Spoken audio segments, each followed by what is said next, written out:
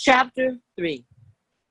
Colonel Lloyd kept a large and finely cultivated garden, which afforded almost constant employment for 4 men, besides the chief gardener, Mr. M. Dermott. This garden was probably the greatest attraction of the place. During the summer months, people came from far and near, from Baltimore, Easton, and Annapolis, to see it. It abounded in fruits of almost every description, from the hardy apple of the north to the delicate orange of the south. This garden was not the least source of trouble on the plantation.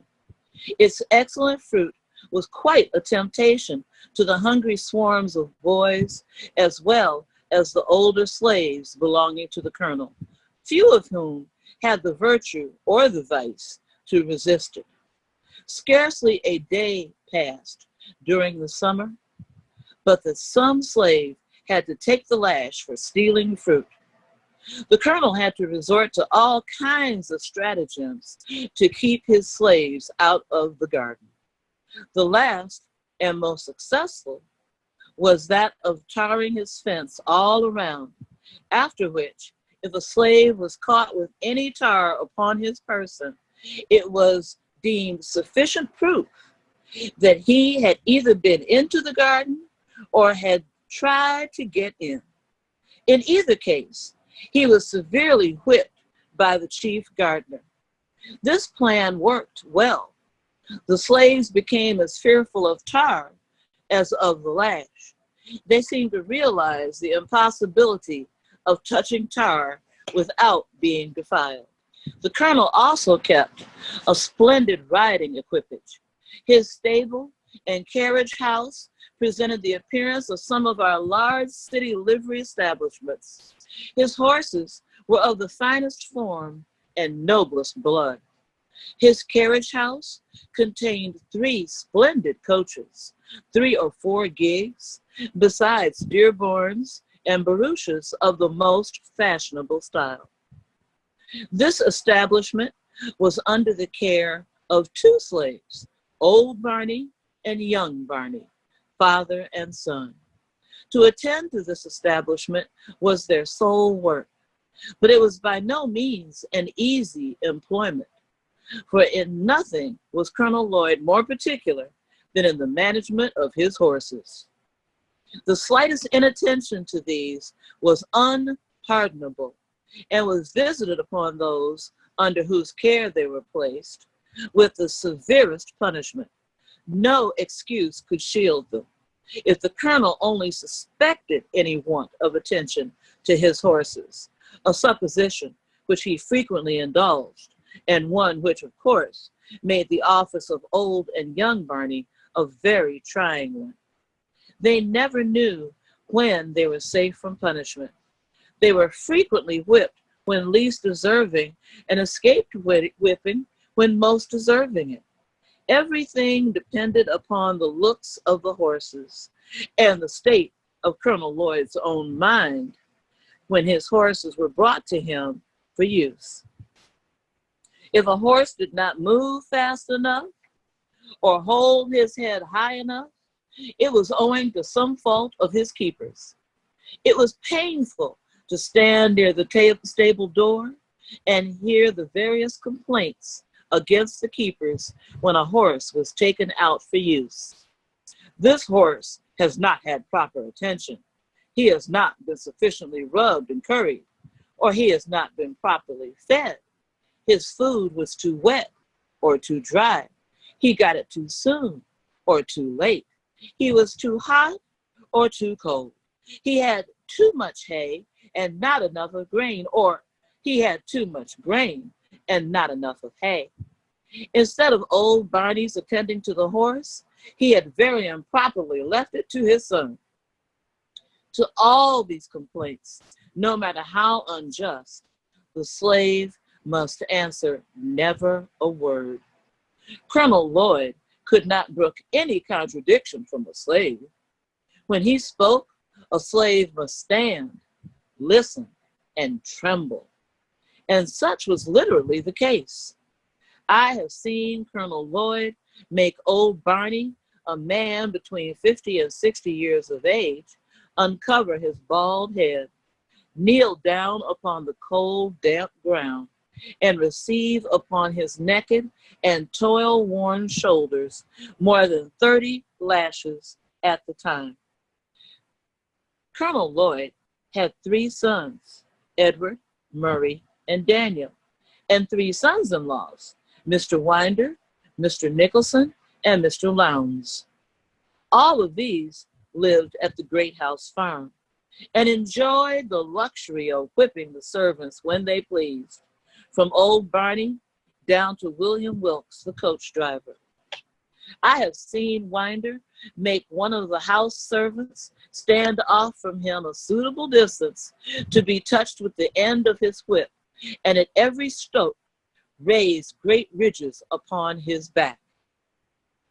To describe the wealth of Colonel Lloyd would be almost equal to describing the riches of Job.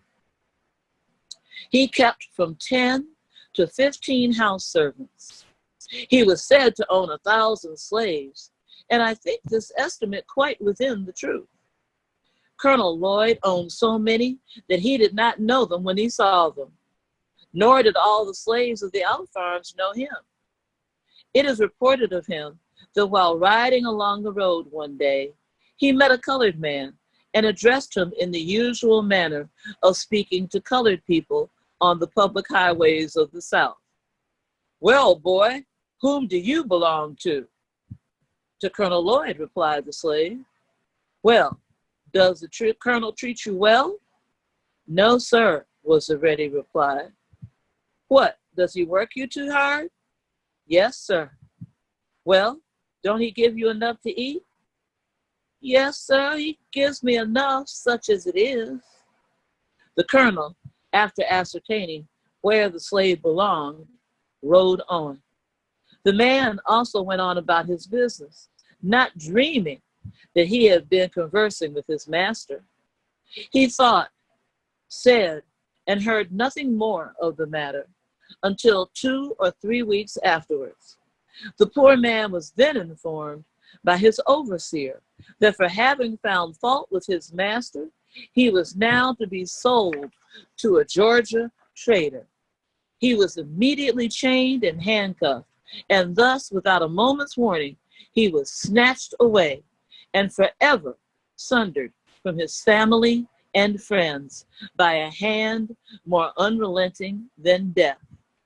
This is the penalty of telling the truth, of telling the simple truth in answer to a series of plain questions.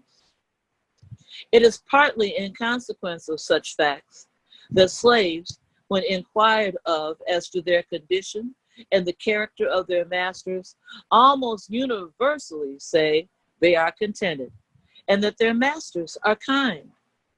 The slaveholders have been known to send in spies among their slaves to ascertain their views and feelings in regard to their condition. The frequency of this has had the effect to establish among slaves the maxim that a still tongue makes a wise head. They suppress the truth rather than take the consequences of telling it, and in so doing, prove themselves a part of the human family. If they have anything to say of their masters, it is generally in their master's favor, especially when speaking to an untried man.